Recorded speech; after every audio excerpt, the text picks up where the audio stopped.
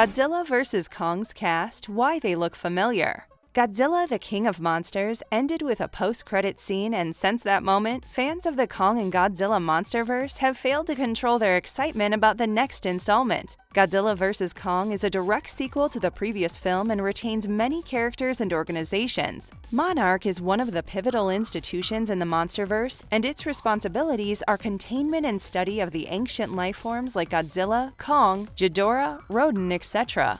These organisms are called Titans. Many scientists like Ishiro Serizawa, Mark, and Emma Russell have been a part of Monarch. However, the IMDb page giving the cast updates mentioned another organization called Apex Cybernetics. To tell you more about it would be giving away spoilers, but we can tell you that these guys are not really in their sane minds. The film is visually spectacular and gives you 113 minutes of pure fun and action. Furthermore, it has a well-built plot that tries to follow the sequence of events in the original Godzilla movies by Toho. The actors in Godzilla vs. Kong might not be the biggest names of Hollywood, but it is beyond doubt that they have all done gracefully amazing in the film. What's beautiful is the optimum screen time that almost all major characters have received. In this video, we will answer some of the frequently asked questions about the cast and the characters they play, and you can rest assured that we won't spoil the film for you. Before we go into our list, we have a very small request. If you like our content, please support us by subscribing to our channel. This is a small click from you, but it means a lot to us. Thank you. Let's begin.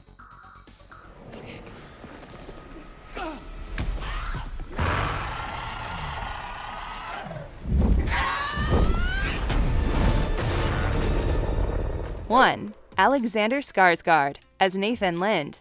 Nathan Lind is a geologist and a cartographer who wrote a book about his theories of the birthplace of all Titans, a place which the Titans call home. From the very beginning of the film, Nathan plays a fairly significant role and is contacted by the head of Apex Cybernetics so that they could help each other. Mr. Lind can very well be considered the lead protagonist, as Mark Russell doesn't have a lot of screen time. It seems like he and Ilene used to work together at some point in time but went different ways after a tragedy struck. In the trailer for Godzilla vs. Kong, Lind is seen on the ship that is transporting Kong when Godzilla strikes from the blue waters, and throughout the film, he works closely with a giant ape. Alexander is a man of values, but he can also be very susceptible to people and situations. Do watch out for the hilarious scenes between him and little Gia. Apart from being one of the most notable Swedish actors in Hollywood, Alexander is a great humanitarian. He was the American team's brand ambassador and trekked with them to the South Pole in a British charity event called Walking with the Wounded. It was an event aimed to help wounded army personnel. Prince Harry represented the team from the UK. When Alexander was just 7 years old, he starred in an adaptation called Ake and His World, and by 13, he was a national celebrity with his performance in The Dog That Smiled. However, he didn't like the fame he received and gave up acting. He joined the Swedish military, and after finishing his national service, he reconsidered acting. In 2001, he got the role of Mikas in the film Zoolander, but his major break came as Sergeant Brad Colbert in the HBO series Generation Kill. The series is about the 1st Reconnaissance Battalion of the United States Marine Corps. However, his claim to fame moment came with his role of a 1,000-year-old Viking vampire sheriff named Eric Northman in True Blood. He went on to play Perry Wright in the television series Big Little Lies and the titular role in The Legend of Tarzan. Alexander's father, Stellan Skarsgård, is also a noted actor who has acted in many films, but his most notable character remains Dr. Erik Selvig in the Marvel Cinematic Universe. Are you coming or not? Obviously, I'm coming. Stop. Wait! 2. Millie Bobby Brown as Madison Russell. The daughter of Monarch scientists Emma and Mark Russell, Madison Russell, comes back in this one, only that she has grown up a few years and so has her fearless and righteous spirit. She goes on unprecedented adventures with Josh Valentine and Bernie Hayes. In a battle between the two ancient king titans, she seems to be cheering for Godzilla because she believes his actions have a reason and rationale. She has clearly come of age in this installment of the MonsterVerse and has become more independent and stronger as a person as she takes control and responsibility for her actions. Apart from having a good heart, she's intelligent and street smart with a lot of knowledge about Titans and the people who work around them. This is a skill that she calls tradecraft. This eccentric young actress was born in 2004 and landed on her first acting role at age 9 as a young Alice in the series Once Upon a Time in Wonderland. In 2014, she got a lead role in BBC America's paranormal drama thriller series called Intruders. She made guest appearances in many shows like NCIS, Modern Family, and Grey's Anatomy. However, the role that would bring her several accolades was her role as Eleven in the Netflix sci-fi horror show Stranger Things. For her outstanding and fresh performance as Eleven, she received 2 Primetime Emmy Award nominations for Outstanding Supporting Actress in a Drama Series and 2 Screen Actors Guild Award nominations for Outstanding Performance by a Female Actor in a Drama Series. Millie Bobby Brown got her film debut as Madison Russell in the 2019 film Godzilla King of Monsters, and a year later, she was portraying the titular Enola Holmes. In this 2020 film, she played the sister of Sherlock Holmes, who is played by Henry Cavill. Unfortunately, Millie is deaf in one ear, but that doesn't stop her from fighting with and against big monsters. Apart from being an actor, she's a budding model and has worked with Calvin Klein and IMG models. In 2018, she became the youngest ever UNICEF Goodwill Ambassador. Hopefully, we will see her next in a Netflix adaptation of Ali Benjamin's children's book named The Thing About Jellyfish.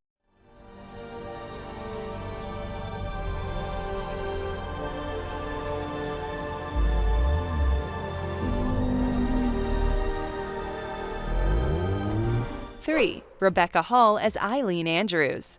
Eileen Andrews works for Monarch as an anthropologist and primatologist, and she is based on Skull Island to study Kong and the native Iwi tribe of the island. Interestingly enough, she's adopted a little Iwi girl named Gia, and even Kong seems to be protective of the child. Miss Andrews plays a strong character as the female lead and tries to help Kong whenever possible. Her character is strong, influential, and she doesn't hesitate from taking risks for what she believes is correct. It is through her that the audience learns about Kong, his intentions, character, and motives. She shares a hefty amount of screen time with Kong, and maybe we'll see her in the next installment of the MonsterVerse if there's any. Rebecca's father was one of the most famous English directors, and her mother was an opera singer. With this sort of ancestry, it's like she was destined to be an actor. From a young age, she was starring in her father's theater dramas. However, her on-screen debut came when she was only 10. For her theater performances, she has won the Ian Charleson Award. Rebecca has worked with great directors like Woody Allen in Vicky Cristina Barcelona, in which she played Vicky and received a Golden Globe nomination for Best Actress. She also worked with Christopher Nolan in The Prestige, in which she worked alongside Christian Bale and Hugh Jackman. Her next big break was in Ben Affleck's crime thriller The Town. Superhero film buffs would remember her from the character of Maya Hansen in Iron Man 3. Rebecca made her directorial debut with a 2021 film Passing, for which she received positive reviews from critics. The film also stars Alexander Skarsgård as John.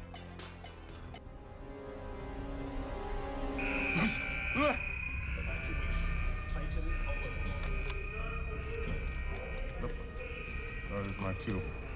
That's my cue. 4. Brian Tyree Henry as Bernie Hayes.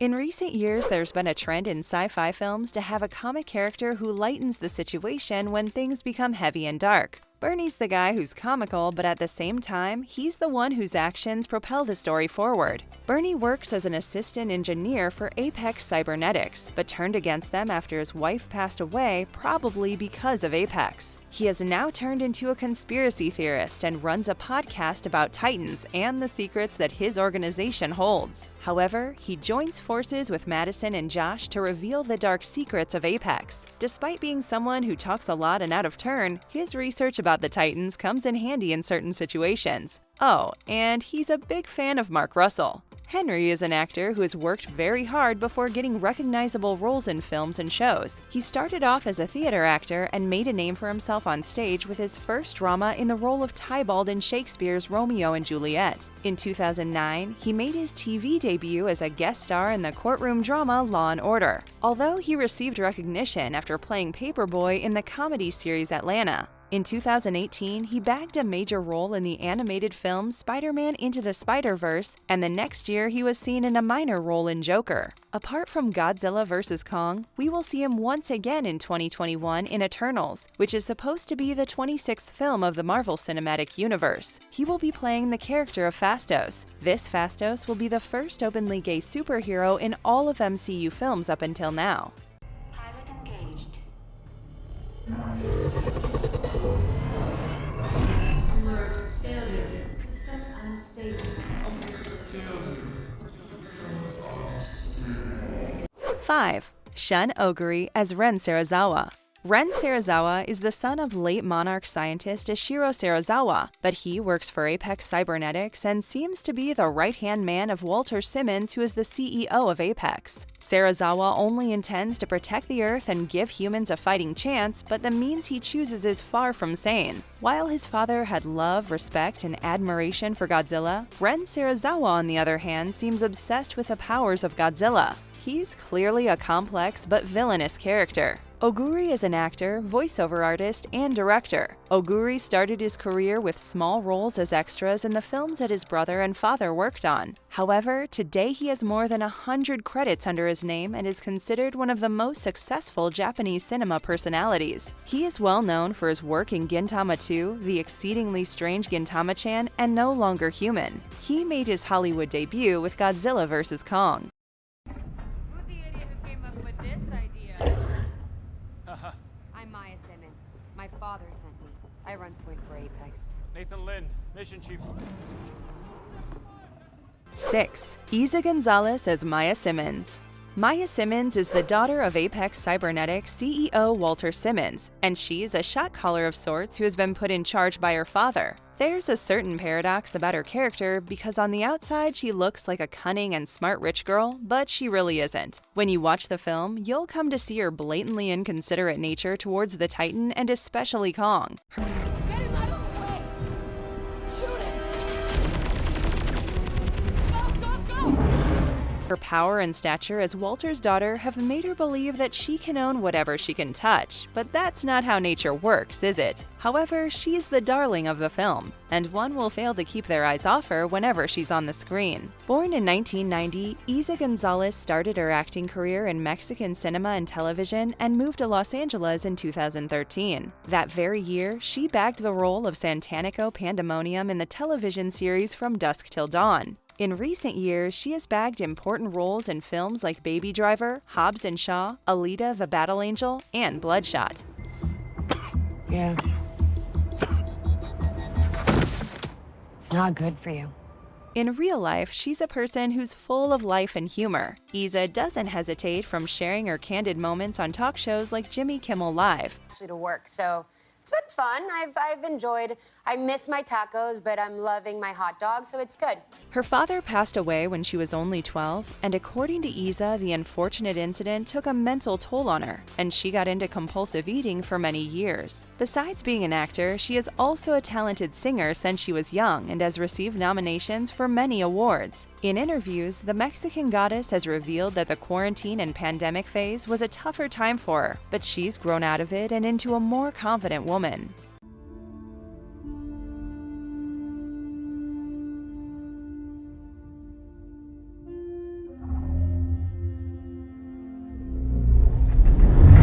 Seven. Kaylee Hottle as Gia. The little kid who everyone's talking about is named Gia, and she's a Niue orphan who was once protected by Kong but now lives under the care of Andrews. She's deaf on and off screen, but she's the only one who has the ability to communicate with Kong, and the two of them share an emotional bond. Although young, Gia is fearless and has a heart of gold. In one of the scenes, Gia and Andrews communicate in sign language to joke about Nathan Lind, but he doesn't understand sign language. However, the reality is that her co-star Alexander Skarsgård learned sign language so that he could chit-chat with her. This is a very touching and heartwarming initiative from a veteran like Skarsgård. The film has many sequences where the two of them simply exchange eye contact, and their real-life bond is well reflected in those moments. This little girl is by far the biggest attraction of the film after Kong and Godzilla. She is deaf in real life, and it is something she inherited from her father's side of the family that has had 4 generations of deaf people. However, Kaylee is far from being differently abled, and we at Marvelous Videos think that she is specially abled. After watching the film, we were thrilled by her extraordinarily professional and natural performance. Young Miss Hottle speaks 1,000 more words with her expressions and eyes than a regular actor would with words, and to watch her perform feels blissful and immensely motivating. Dad! Dad!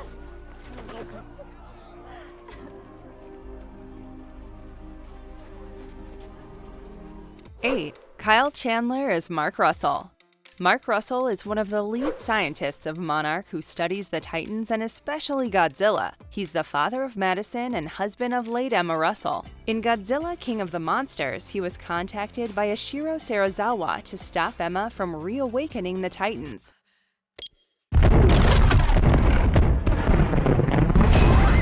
In Godzilla vs. Kong, Mark has risen in the ranks of Monarch and plays a critical role in the containment of Titans. He expresses his worry about Godzilla's newly erratic and violent side in the trailer, but even his immense knowledge of animal behavior seems of no great use. Kyle Chandler is one of the most veteran actors among the entire cast of Godzilla vs. Kong, and has performed in theater, films, and television. He started his television career in the late 80s through films like Quiet Victory, The Charlie Wedemeyer Story, and Unconquered. But later, as he got more recognition, he was cast in leading roles in Homefront, Friday Night Lights, Bloodline, and more. He has received nominations and awards for several categories of Saturn Awards and Primetime Emmy Awards. In spite of being a part of mainstream cinema since 1990, he got his first major break in 2005. In the following years, he worked under big banners and alongside great actors like Leonardo DiCaprio, Ben Affleck, etc. in films that were either nominated for or won Academy Awards.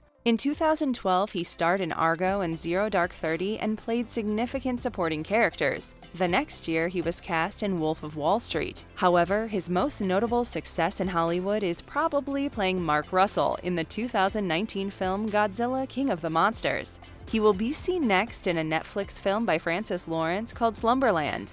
Do you kids want some candy? Because I can help you with candy. Look at me in the eye, okay? I need information. Yeah, we want lots of candy.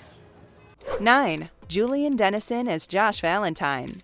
Josh Valentine is Madison's friend who goes beyond his limits to stick with and help Madison throughout the thick and thin of life, to the point where it almost feels like he's Madison's sidekick. This chubby kid doesn't portray what he is not and remains honest whenever he's scared or confused. However, Josh is a quick thinker in times of need and doesn't fear taking desperate measures in desperate times. While Madison is eccentric and wild in her thinking, Josh remains calculative before doing things. This polarity in their characters maintains a balance that's realistic and believable. It's lovely to see this guy on screen, and we hope that the producers develop his character further.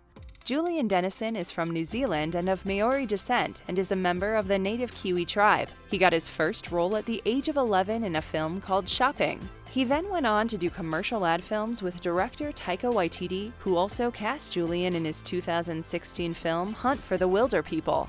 Julian played the character of Sam Neill's foster child, and the film did astonishingly well at the box office besides gaining positive critical appreciation. In 2018, he was seen as Russell Collins or Fire Fist in Deadpool 2. It's Russell, right? Fire Fist. Fire Fist. Ooh, that's a great name. Where does it burn? Just the fist or all the way up to the elbow?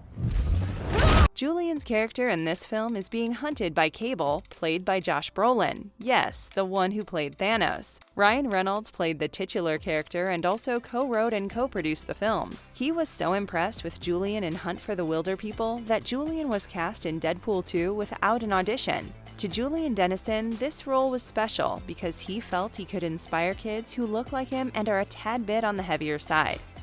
If they can find the source. Oh, they'll find it. I have faith in my daughter. I have faith in our creation. My humanity will once again be the apex species. 10. Demián Bichir as Walter Simmons.